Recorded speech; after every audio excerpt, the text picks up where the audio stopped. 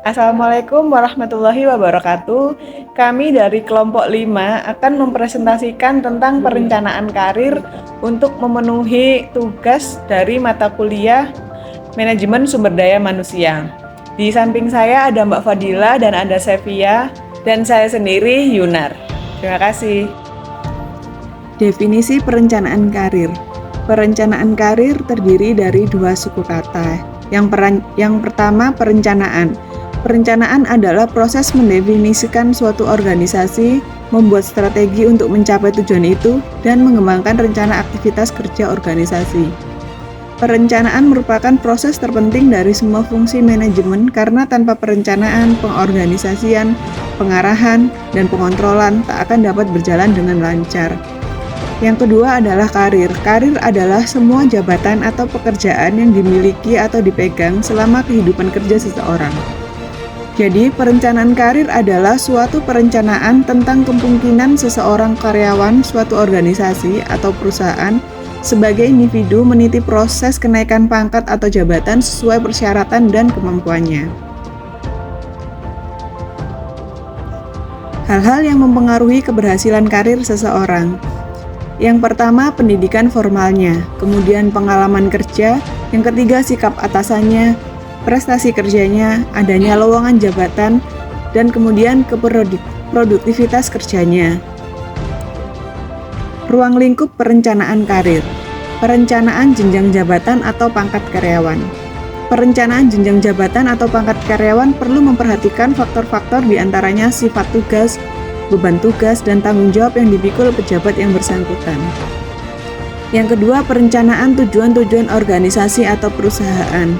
Tujuan organisasi sangat penting dirumuskan agar setiap anggota organisasi mempunyai tujuan yang jelas terarah. Dari tujuan organisasi akan dapat ditentukan besar kecilnya misi organisasi, berat ringannya tugas pekerjaan, spesifikasi pekerjaan yang perlu dirumuskan, jenis kelompok pekerjaan yang perlu disusun, dan kemudian kuantitas dan kualitas personel yang diperlukan. Manfaat perencanaan karir. Yang pertama, mengembangkan para karyawan yang dapat dipromosikan atau yang potensial. Kemudian menurunkan perputaran karyawan, mengungkap potensi karyawan, mendorong pertumbuhan, mengurangi penimbunan, memuaskan kebutuhan karyawan, serta membantu pelaksanaan rencana-rencana kegiatan yang telah disetujui. Perencanaan karir yang terpusat pada organisasi. Perspektif organisasi dalam perencanaan karir. Yang pertama, mengidentifikasi kebutuhan staffing organisasi di masa mendatang. Yang kedua, rencana jenjang karir. Yang ketiga, mengukur potensi individual dan membutuhkan pelatihan. Kemudian mencocokkan kebutuhan organisasi dengan kemampuan individual serta mengaudit dan mengembangkan sistem karir dan organisasi. Perencanaan karir yang terpusat pada individu. Titik awal pengembangan karir dimulai dari diri karyawan. Setiap orang bertanggung jawab atas pengembangan atau kemajuan karirnya. Beberapa kegiatan-kegiatan pengembangan karir dapat dilakukan. Kegiatan-kegiatan tersebut mencakup 1. Prestasi kerja, 2.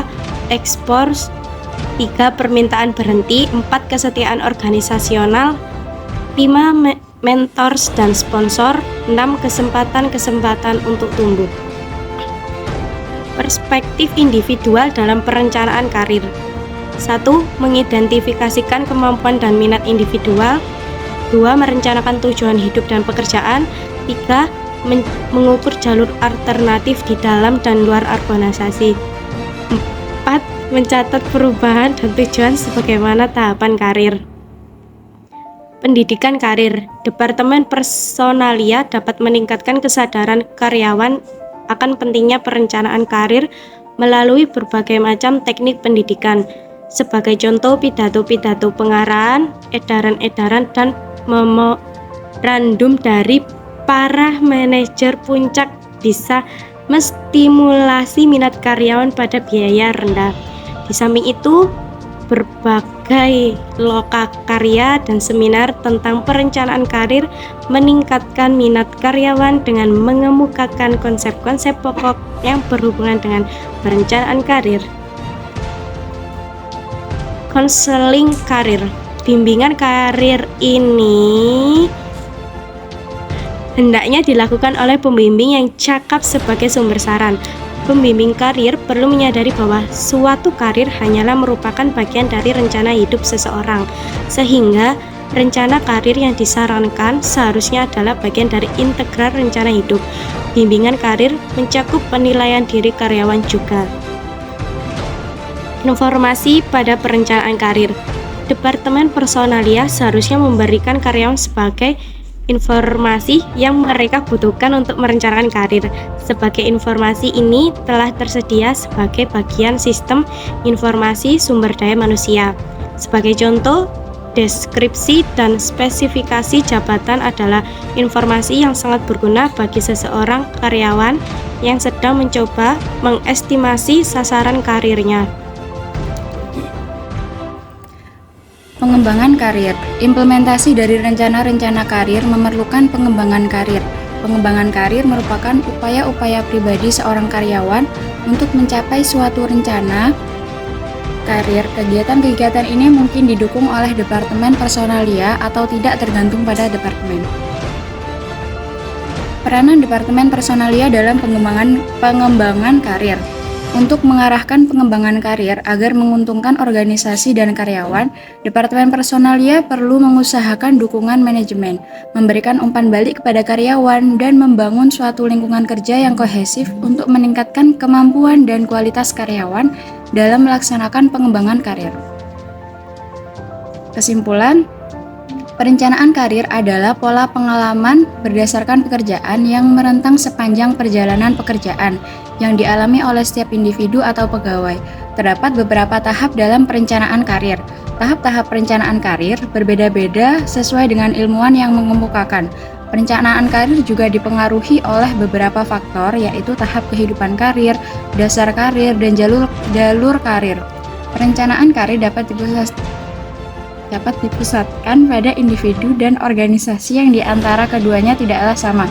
Perencanaan karir memiliki beberapa manfaat seperti menurunkan tingkat perputaran karyawan atau turnover, mendorong pertumbuhan, dan lain-lain.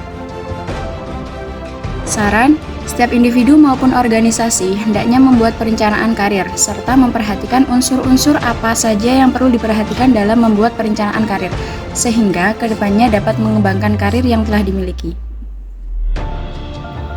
Cukup sekian presentasi dari kelompok 5.